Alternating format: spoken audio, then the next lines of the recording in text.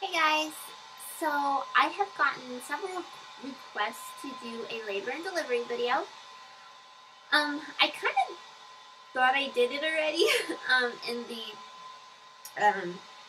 in my babies here video, like from the hospital bed, I kind of went over what happened, but I guess this is kind of quick, so I guess everyone wanted a more thorough labor and delivery video, so I'm gonna try to do it now.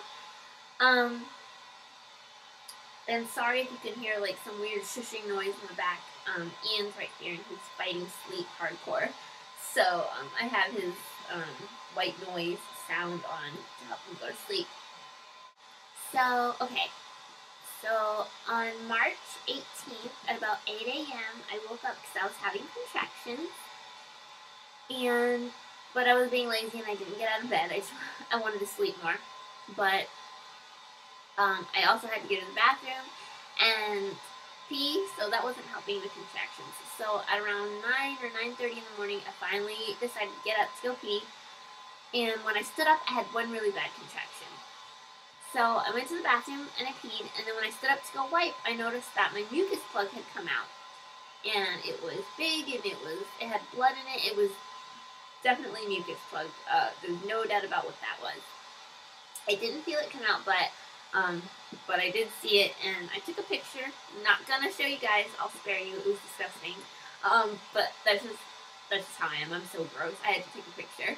Um, but anyways, um, so then I started getting ready because Neil was coming home from work early because we had our hospital tour at 10:30.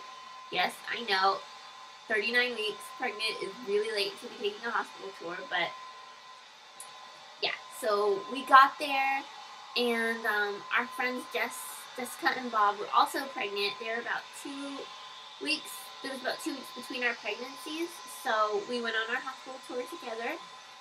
And the whole time I was on the tour, I kept having contractions, but they weren't anything that I couldn't talk or walk through. After the hospital tour, the four of us went to go have Mexican food to get some, spicy food in to maybe jumpstart labor for either of us. Um, so yeah, that was delicious, and I had contractions all throughout lunch, and then when we were leaving to walk back to the car, they were getting a little bit worse. Then when we got home and we pulled into the driveway, I got out of the car, had one really bad one that I couldn't talk or walk through. So we went in the house, and all these contractions were like so like weird timing. Like I'd have two really close together and then not one for quite a while. So I wasn't timing them at this point. And so Neil took a nap, and I walked over to my neighbor's house. And on the way to her house, I had some contractions, but once I got to her house, they stopped. I was over there for about an hour, and I didn't have any until I was about to leave. I had one, and it wasn't even that bad. So I came home, and they didn't pick up again until a couple hours before dinner. Then they started getting really, really painful. I was trying to time them, but they weren't consistent. Some were 5 minutes apart. Most of them were 10 or 11 minutes apart. So I was like, okay, well, I guess this isn't the real thing. But one thing, it just kept getting more and more painful every time I would have one. It was more painful than the last one. So I was talking to my neighbor. I was texting, and she was like, "Tori, you need to go to the hospital." She's like, "They don't have to be 5 minutes apart." Because that's what I was waiting for. She's like, "They don't have to be 5 minutes apart. If they're that painful, then you need to go to the hospital." I was like, "Well, let me just wait a little bit longer." So I ate dinner, and they were unbearable. Like, seriously, they were so incredibly painful. On a scale of 1 to 10, I would say they were an 8 or 9. And so we waited until 9:30, and then we were like, okay, we gotta go. So we went to the hospital. We arrived there at almost 10, I guess. And but I didn't want to go in yet because I did not want to go in there and be hooked up to all this stuff and have them check me and all that hoopla, and then for them to tell me that I wasn't really in labor and that I needed to go home. I was like, if I go into that hospital, then I'm staying. Hold on a second. So I was like, let's just wait a little bit longer just to make sure. So we sat in the car for another half an hour counting my contractions. They continued to get stronger and stronger. However, they still were only 10 minutes apart. But I was like, okay, these are too painful though to go home. So, sorry, I'm having like the postpartum hair loss right now, and I'm just shedding all over the place, and all my hair is tickling me. So anyways, so at 10:30 we went in. We were admitted into triage so they could monitor me. I was hooked up to the machines for about 40 minutes to an hour, and they were like, yeah, you're contracting every 2 minutes, not 10. And I was like, well, I'm only feeling them every 10. And they were like, well, I guess there were some that I wasn't feeling at all, and there were other ones that were so mild and they just really weren't that painful that I wasn't counting those. I was only counting the painful ones, which were every 10 minutes. So really I was contracting every 2 minutes. Then doctor came in and she wanted to check to see how dilated I was. I believe she said I was a 5, I think.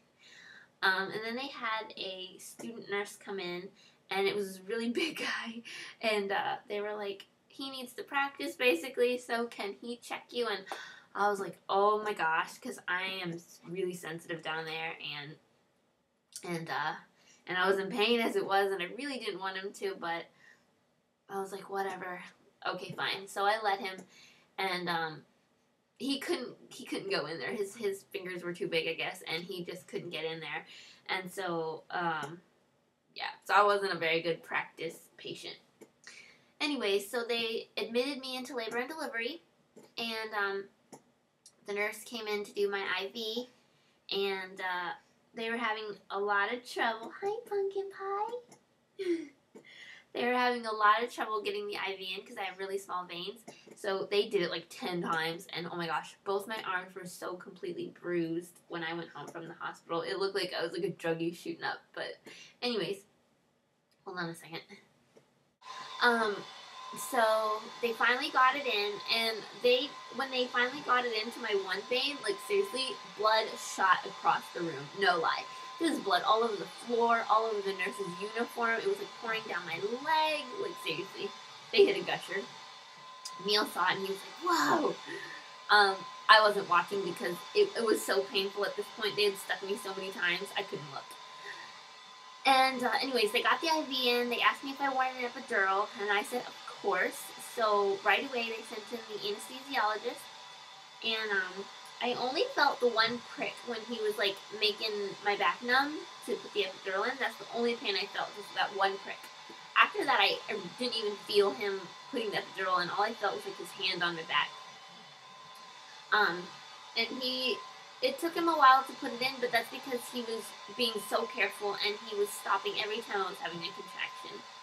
I had one really big contraction during, while they were putting the epidural in, and it hurt like crazy, and it was so long. I swear that thing was never going to end. So then my epidural was in, and, you okay, Buster? You okay? Yes. So, the only, I guess, problem, and it really wasn't a problem with my epidural, was that it kept, like, would numb one side of my body, so then I'd have to lay on the other side, and then it would start to numb that side, so I had to keep flipping sides the whole time, but it really wasn't that big of a deal.